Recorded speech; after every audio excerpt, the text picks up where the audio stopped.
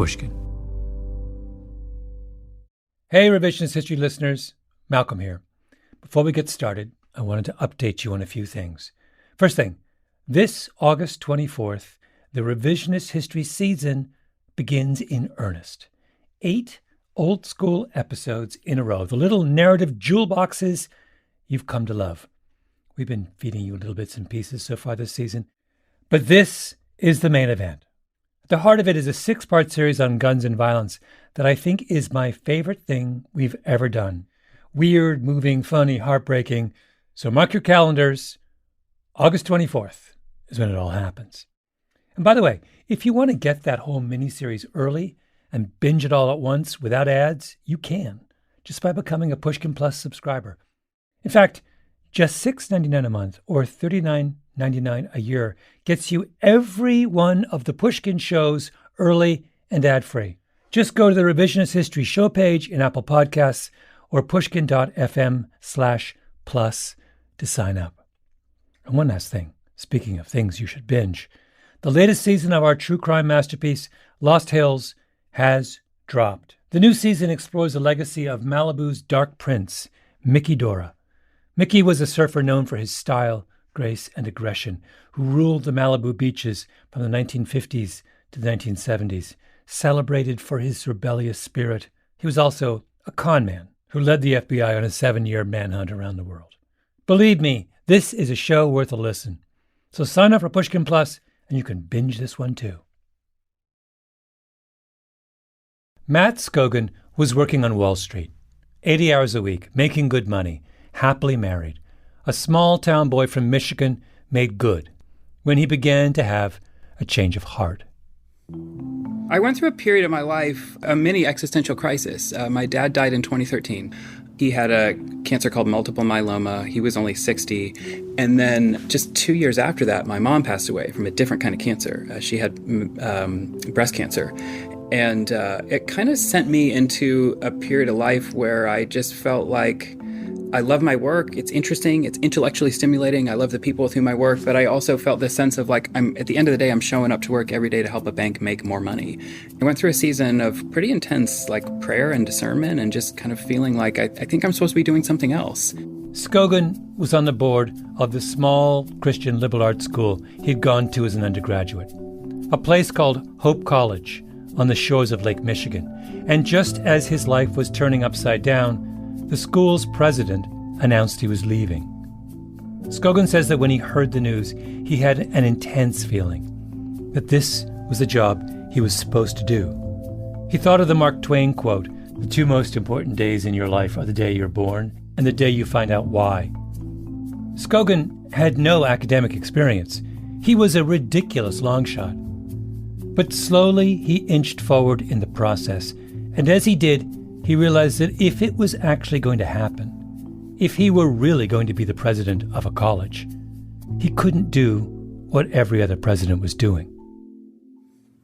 I had a couple of pretty formative experiences. There was a moment when I was on an airplane on a business trip, and I was flying back to New York from California, I think, and we were flying into JFK, and I'm like half asleep on the airplane, and the pilot comes on and he says, we're at 33,000 feet and we're beginning our descent into JFK.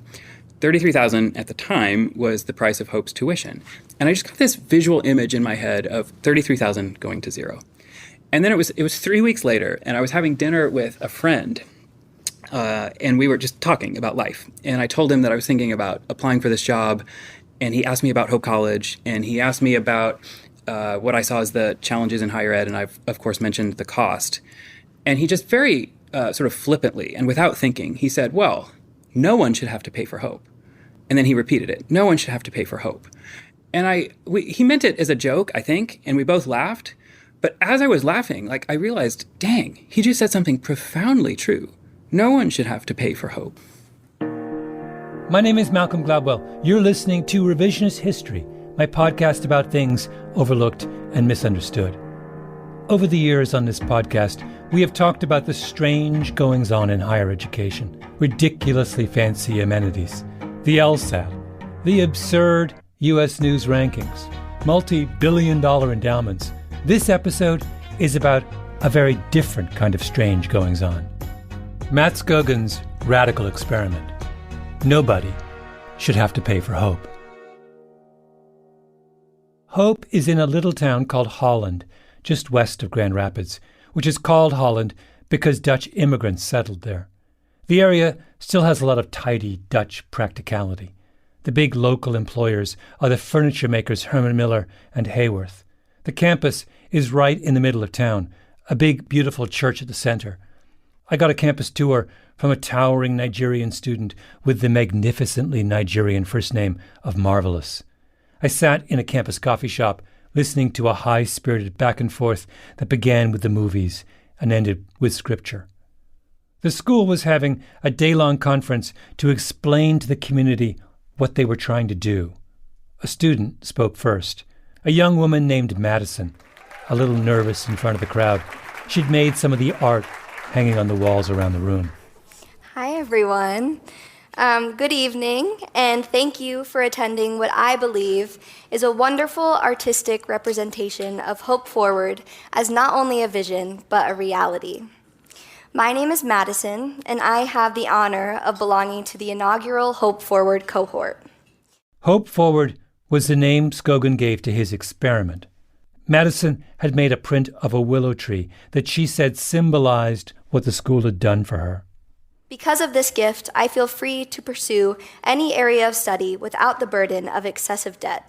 This means I am free to care about my community here and later, because I am and will be passionate about what I do. Then the writer Mitch Albom came to the podium. Albom was actually the reason I was there. He emailed me out of the blue one day and told me about what was happening in Holland. He drove over from Detroit, where he lives, and kicked things off with a short talk about why he's a Hope College believer.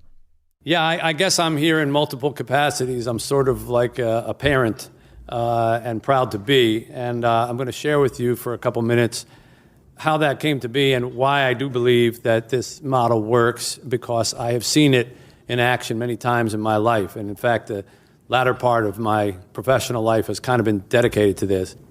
The model he was referring to was President Skogan's Hope Forward, his grand experiment. So I had honestly not been that charitable a person in the first part of my career, not because I was against it. I think I was just like many young people. I was very wrapped up in my own success and my own ambition. And then I got involved, as some of you are probably aware, with an old professor of mine who was dying from Lou Gehrig's disease named Maury Schwartz. And I visited with him every Tuesday. Tuesdays with Maury was Albom's most famous book. It came out in 1997. It's one of the best-selling memoirs of all time.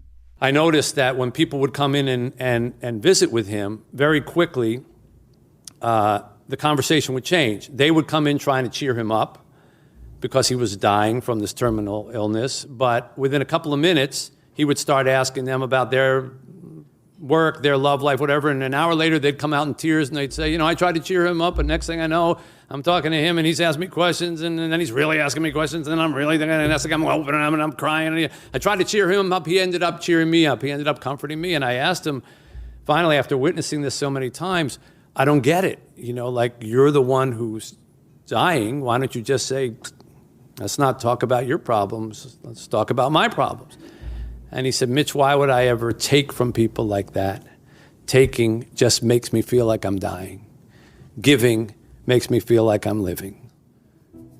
It's a profound little sentence. It also rhymes, so it's easy to remember. Giving makes you feel like living, and I have never forgotten that moment, nor have I ever forgotten that sentiment.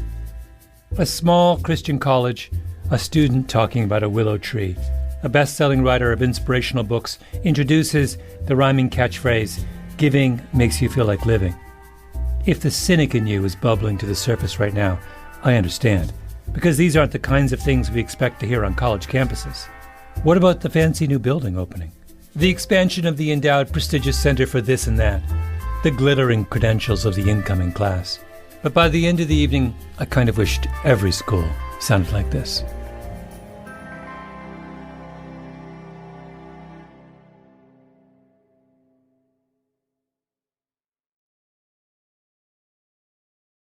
Imagine that you had never heard of higher education before.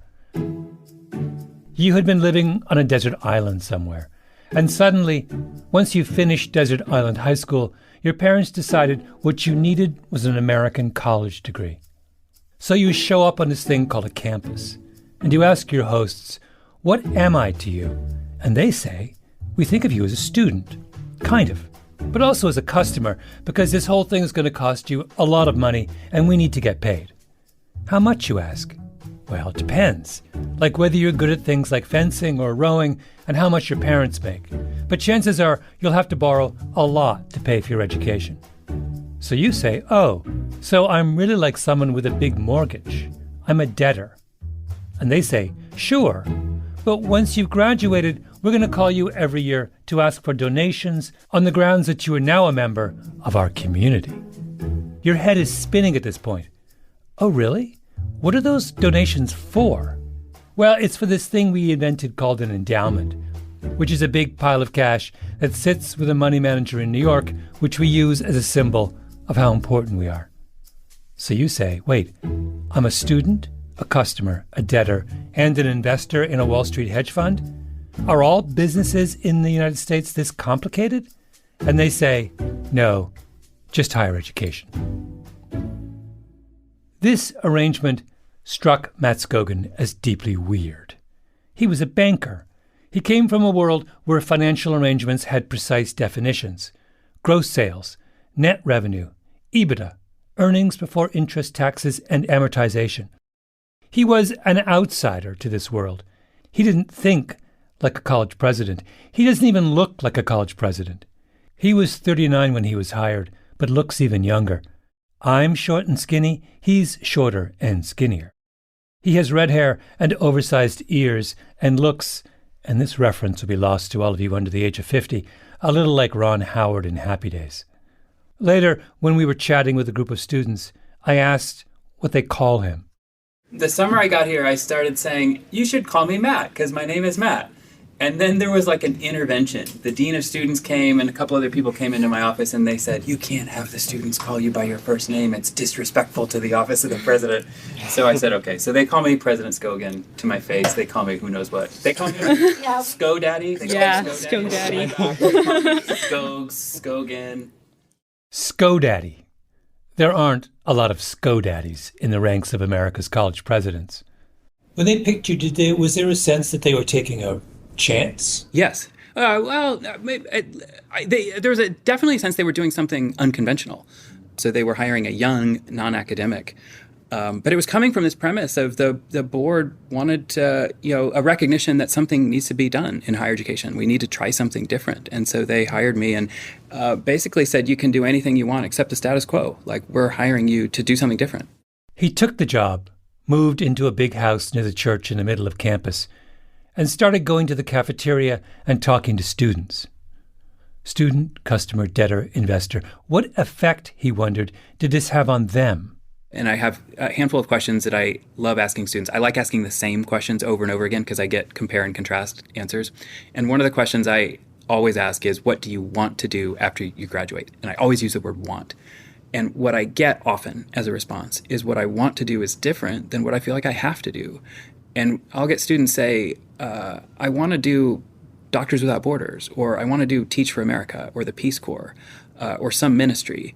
But I've got $50,000 of student loan debt, so I'm going to become a consultant to pay off my student loan debt, and then I'll pursue the impact I feel like I want to have.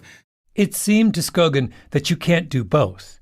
You can't ask a student to engage in the pursuit of truth and at the same time have them wake up in the middle of the night with a sense of dread. Hope has an accounting program, and Scogin was a big fan of accounting, but he felt the way things were, accounting would always win out over philosophy, which didn't seem right. I actually think students don't come to college with a life plan. They come to college with questions, lots and lots of questions about their purpose. And it might be the case that studying philosophy or studying the classics is precisely how you're going to find your purpose. And yet, if you're coming with $50,000 of debt, you might get skewed into, or you might feel nudged into studying accounting, and therefore maybe miss maybe miss something that's in your purpose. Okay, back to your college search after Desert Island High. You come to America, and what you discover on your college tour is how strangely similar a lot of colleges are. Williams College looks like Amherst, which in turn looks like William and Mary, which looks like a smaller version of the University of Virginia. Everybody wants to be the same thing, the same look, and the same business model. Find as many full-paying students as they can and charge you as much tuition as they can get away with. Why are all the colleges the same? My dad taught at the University of Waterloo in southern Ontario, and they had what they called a co-op program, where the college arranged with local employers to hire students during their off-term. Everybody was on co-op. To give you a flavor of how it works, I asked a student named Spencer, who just graduated from Waterloo, to give me a breakdown of his finances. This is what Spencer told me. Total 4-year costs, tuition plus room and board, were $122,000. In that time, he did 6 co-op terms working with a government organization and several firms in his field, and they paid him a total of $81,000. So his overall cost out of pocket for getting an engineering degree was $40,000. That's not bad. Plus, and I'm quoting here from his email, I'll add that a good thing is that the majority of my classmates were graduating with a job lined up due to the co-op program and industry connections. Now, do I think co-op programs could work everywhere and solve every problem? No, of course not. But the University of Waterloo has been running this program for almost 70 years. It's a huge success. You would think, wouldn't you, that versions of the idea would have spread everywhere by now.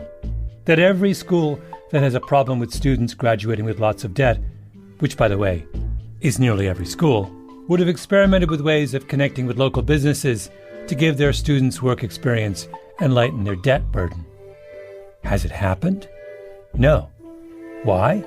Because college presidents have their heads in the clouds. If you kind of look at the trajectory of higher education, it's just not going to end well. This trajectory of like tuition goes up by 3 to 5% every year, it's just not going to work. And so this sense of like somebody has to do something. At the end of the day, the thing I love most about this place is our name, Hope. Hope, by definition, means that we believe problems are solvable. And that's what we try to prepare our students to be, hope bringers, people who go out in the world and run toward, not away, but run toward the biggest challenges they can find. And that's why we exist. And we felt like, and the board felt like, who better than a place called Hope to run toward this big societal challenge, which is the funding model of higher education. So Scogin made a radical decision. Let's make it so students don't have to think about money at all during their 4 years of college, and put in place a pay-it-forward model where you give back to the college after you've graduated. That's the program that Scogin calls Hope Forward. To apply, you write an essay describing an area of hopelessness to which you want to bring hope. They started small. After the first 2 years, they have a total of 58 students in the program. The goal is to enroll 100 freshmen annually within the next few years and keep the program growing until it covers everyone.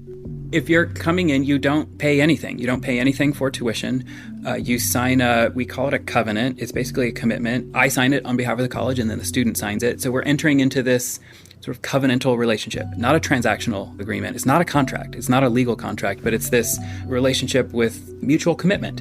And the commitment we're making as an institution is we're saying we're going to give you a great education and then launch you into a life of impact afterwards. And the commitment the student is making is they're going to take their education seriously, and then they're going to give. They're going to give something to the college every year after they graduate.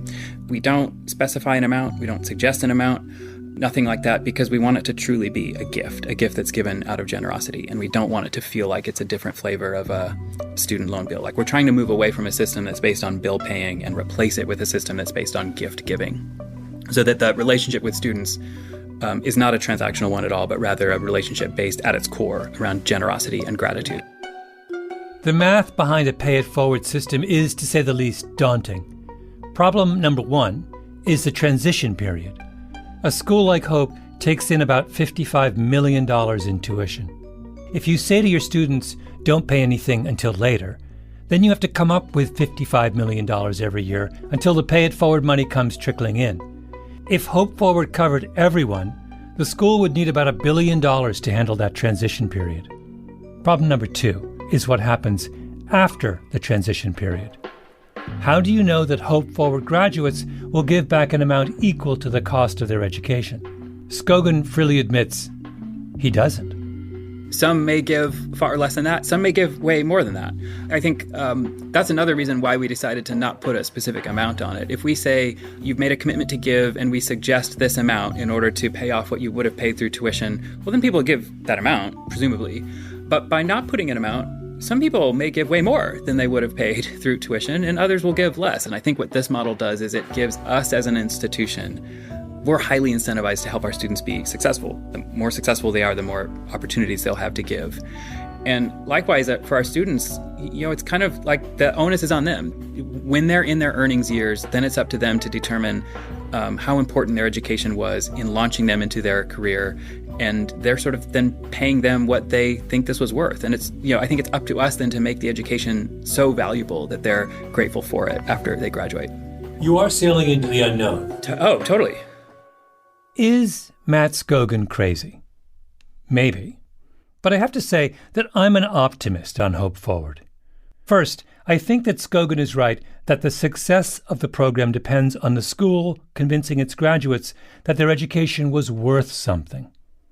Although it's early, the evidence so far is encouraging. The students admitted into Hope Forward as a group have slightly lower academic credentials coming into the school than the rest of their freshman class. But after their first year, they're outperforming their non-Hope Forward peers. There's something different about your attitude towards school once you're inside the gratitude-generosity loop. Second thing, most of the students at Hope grew up in the church, and this is how a church works, right? You don't pay church tuition at the door.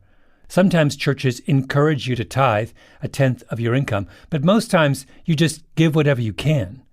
And the congregation and the preacher trust in God that whatever comes in from the offering on Sunday morning will cover the expenses for the rest of the week. I remember one of the things that President Scogin said was that we're trying to fund higher education the way that we fund churches, which is through crowdfunding. And I felt like that metaphor helped it make a lot more sense to me. I met with a group of Hope Forward students at one point. This was a sophomore named Olivia. Pay It Forward made sense to her conceptually. The idea of the church is like you give what you can, when you can, and you give because you want to and because you believe in the mission of the church. And I feel like that's a really great metaphor that helps me understand like what we're doing here and what the purpose of it is. Like it's the same idea. Madison was part of the group too, the same Madison who spoke at the Mitch album reception. I feel like once you're given, someone's generous towards you, it is so much easier to be generous towards others. And that's also how I think of God's love. When I experience God's love through other people, it's so much easier for me to share that love, like with other people. And I just feel like the whole thing it's meant to be contagious. So generosity is easier when someone has shown generosity towards you. Third thing, and maybe the most important thing, why do we assume that giving, out of the spirit of giving, is hard? This is a little bit of a tangent, but those of you who are regular listeners to Revisionist History will know the special antipathy I have for Princeton University. A school with 8,478 students and an endowment of $36 billion.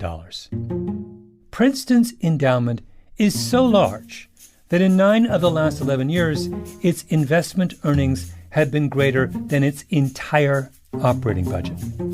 To give you a flavor of this, and forgive me because this gets me so riled up, in 2021, Princeton made a $3.77 billion return on its endowment.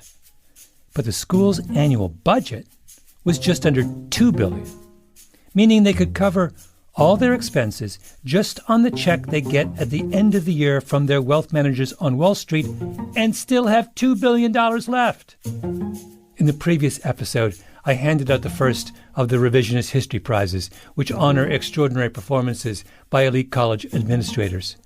The inaugural prize was the George Santos Memorial Award for egregiously deceptive self-promotion, which went to Columbia for their brazen manipulation of their U.S. News rankings. Well, I have yet another prize to award, the Perpetual Motion Award, for the school that comes closest to running on its own power forever. And the clear winner here is Princeton. I did a little blog post about this, and let me quote from myself here. Princeton could let in every student for free. The university administrators could tell the U.S. government and all of its funding agencies, it's cool, we got this. They could take out the cash registers in the cafeteria, hand out free parking to all visitors, give away Princeton sweatshirts on Nassau Street, and fire their entire accounts receivable staff and their entire fundraising staff tomorrow. They could say to every one of the hardworking professors on their staff, you never have to spend even a second writing a grant proposal again. Free at last. Free at last. But here's the thing. Even though by any rational measure Princeton no longer needs to raise any more money, the alumni of Princeton still give money to Princeton. A higher percentage of Princeton graduates give money back to their school than any school in the country. A Wall Street guy named James Ye, in fact, just gave Princeton so many millions of dollars that Princeton opened a brand new residence hall called, wait for it, Ye College. Ye College will help advance the expansion of the student body so that additional high-achieving students will realize the benefits of a Princeton education, enhance the diversity and vitality of our campus, and go on to contribute to society after graduation. This is complete gibberish. The sense of community that a college gives to its students has nothing to do with the architectural design of the dorms. This is the way the Four Seasons talks about a new hotel. But here's the thing. Mr. Ye, a very, very smart man who graduated with a physics degree from Princeton and went on to make many, many billions on Wall Street, believes it to be true. So true, in fact, that he got into his Bentley, loaded up the trunk with coals, and drove them down I-95 to Newcastle. And if you don't understand that reference, may I refer you to Mr. Google. My point is, we have plenty of evidence that smart people will give huge amounts of money to their alma maters for the stupidest of reasons. Why do we find it hard to believe smart people will give small amounts of money to their alma maters for the best of reasons? Or, to put it a little more charitably, maybe Mitch Albom was right. Giving makes you feel like living. Matt Scogan was sitting in on my meeting with the students. He didn't speak until the very end. There's this line in Matthew where it says, freely you have received, now freely give. And this is where I think there's this like crazy sense in higher education where most people know that not everyone has access to a great education. But there's this sense in which it must be the case that ultimately those who do get access to a great education somehow deserve it, like this meritocracy. And it just feels like that's like meritocracy gone totally off the rails. At the end of the day, a Christian doesn't believe that anyone deserves a good life. Like if we really got what we deserve, we'd all be screwed. A Christian believes that anything we have that's good is a gift of unmerited favor from God.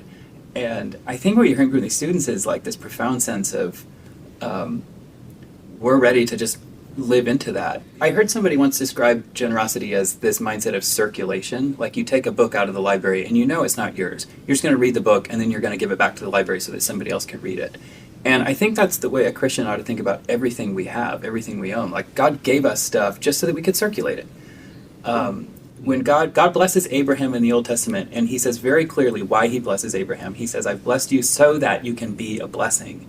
And I think that's the way Christians ought to view everything we have. Like everything we have is this unmerited gift, and then we're just going to radically give it to the world so that we can be a blessing with the ways we've been blessed. And I'm putting words in your mouth, but I feel like I heard that from your stories in a pretty powerful way. So you guys are amazing. Thanks. Here, by way of contrast, is a passage in the commencement speech of the president of Harvard, Drew Faust, in 2018. She has the entire graduating class in front of her. Her goal is to give them words to inspire them on their journey into the greater world. And then she starts listing the unprecedented headwinds that Harvard, the institution, had faced as it sought to educate the very best and the brightest. We have faced a political and policy environment increasingly hostile to expertise and skeptical about higher education. The unprecedented endowment tax passed last December will, we estimate, impose on us a levy next year equivalent to $2,000 per student. Holy Toledo. They have dared to tax our $56 billion endowment. I don't know. Under the circumstances, I'd rather ride with ScoDaddy. I want to play for you the end of Mitch Albom's speech at the Hope College reception. He stood at the front of the room, slight and unprepossessing, big head of black hair, casually dressed. People are standing and milling around and eating canapes. And he starts to talk about how this whole idea of giving makes you feel like living, taught to him by Maury Schwartz, slowly took over his life. He started a scholarship fund that grew and grew, then a charity to work with the homeless, and then, finally, the project that has occupied him ever since. And in 2010, I heard about the earthquake in Haiti. And I'd never been to Haiti. Probably couldn't find it that easily on a map. He heard that the earthquake had destroyed an orphanage. So he got on a plane and flew to Haiti. And what I saw there will never leave my mind. I'm sure many of you remember that earthquake. It was devastating. In 45 seconds, it killed nearly 3% of Haiti's population. Of its population. Can you imagine? In America, that would be, about 9 million people dead, and left about 10% of its population homeless. The orphanage was in ruins. And the toilets were a little bit more than holes in the ground. And just behind them were fields. Prior to that were fields where kids would use rocks to bang on other rocks so that the rats would run away if they had to go to the bathroom at night, and then they would use the rock for toilet paper. So we had our work cut out for us, and I began to go back with some guys from Detroit, and we had an idea to fix the place up. Now, the thing is, what stuck with me the most were the kids who were there, and their smiles, and their joy, and their faith, and their belief that things could get better. Those kids were the reason that I came back, and came back, and came back, and came back. Every single month since February of 2010, for the last 13 years, I've been in Haiti at that orphanage. And we began to build it up with guys I brought down from Detroit. Again, all I did was ask. I didn't have to pay anybody. They all came as volunteers, and we built the first kitchens and the first showers and all things that didn't exist there before. And we began to grow. We got bigger. And we got bigger, and we got bigger. One of America's most successful writers has been going to Haiti, a place that the rest of the world has all but given up on. He's gone every month for 13 years, with a group of his friends from Detroit, driving back and forth from the airport in an armored car because much of the country is controlled by criminal gangs. And why does he keep going? Because he discovered, quite by accident, that giving makes you feel like living. When Albom heard about Matt Scogan's experiment, he told some of the students at his orphanage about it, and they applied, answered the same essay questions as everyone else. Our kids, with these new facilities, have learned from the very beginning that they are there to help one another. And so we found it funny when in the application process, they ask, what is your community involvement? And the kids who filled out the application said, Mr. Mitch, what are we supposed to put? What does this mean, community involvement? And I said, well, it means, what do you do for others? And I said, let's talk about what you do for others. And 15 minutes later, we were still listing things, because every day our kids take care of the other kids. Our kids are their big brothers and big sisters. They are their sources of carrying and food and cleansing and washing and feeding and dressing and taking to school and watching out for one another. And we go out into the community and help with the streets, or when we used to be able to travel around, our kids would go to a place where they had premature babies were born, and they would hold the babies because nobody ever held these children and they had no human contact. And our kids, most of whom have no parents, come from places where in many cases we have to invent birth certificates because we literally don't know where they came from, how old they are, or who their parents are. And these kids are holding other little babies to make them feel welcome in the world.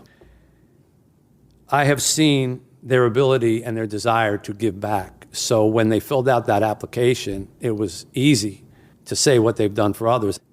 All of our kids know, they don't even have to agree to it because it's part of our DNA, that when they're done with college, and we send all of our kids to college or graduate school. Our first one just got accepted to medical school last month, and we're going to have our first doctor. So if you can be like Jewish dad proud of a Haitian doctor, there we are. And we find money to pay for it, but they know that the first thing they do when they graduate is they come back to the orphanage and they work for 2 years, giving back at the orphanage from the place that gave to them. That is the concept. That is the concept of Hope Forward. So our kids were living this concept. I hate to break it to you, Matt, but it ain't original. Our kids have been living this concept from the very beginning. And speaking of kids, I can't see so well, but you may have noticed some of those pictures a little earlier. On the screen behind Album was a series of photographs. They were 2 teen girls together, and then a boy, and then another teenage boy flexing his muscles. All of them last June graduated from our school in what is always the best moment that we have at our orphanage, and all of them now are right here at Hope. And they're in this room right here.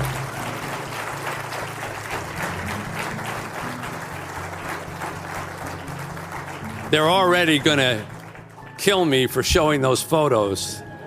So I'm not going to make them come up and be acknowledged in the front, but they're here, Semenza and Kiki and Tete and JJ. And if we have any luck, we'll have 2 more or maybe even 3 more coming here next year. So is Matt Scogan crazy? I don't think so. I think everyone else is crazy for giving up on the idea that giving makes you feel like living.